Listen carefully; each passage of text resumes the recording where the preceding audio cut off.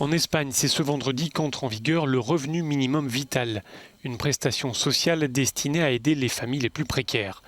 Près de 850 000 ménages pourront y prétendre.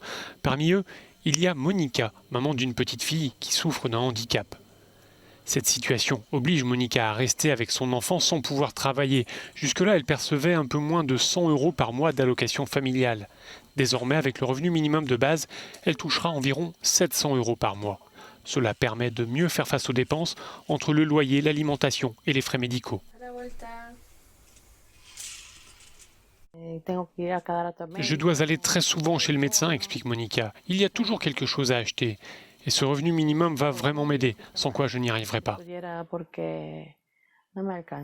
Comme Monica, Santos et Claudia vont régulièrement à l'antenne locale de l'ONG Caritas.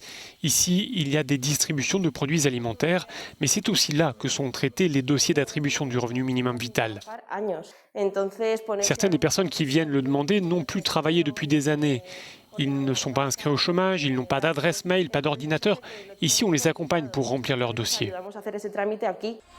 Claudia et Santos habitaient au Venezuela avec leur fille avant de venir en Espagne.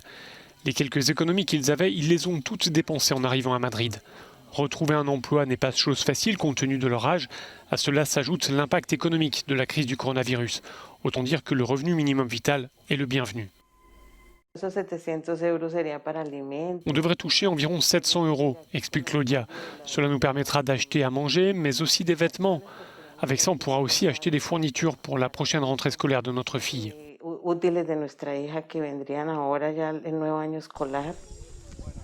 L'objectif du revenu minimum, c'est de réduire la pauvreté qui existait déjà et qui a été aggravée par la pandémie, comme le montrent ces files d'attente pour obtenir de l'aide alimentaire. D'après le gouvernement, explique notre correspondant, ce revenu minimum bénéficiera à 850 000 ménages, soit un peu plus de 2 millions de personnes. Juan Carlos de Santos, desde Madrid, para Euronews.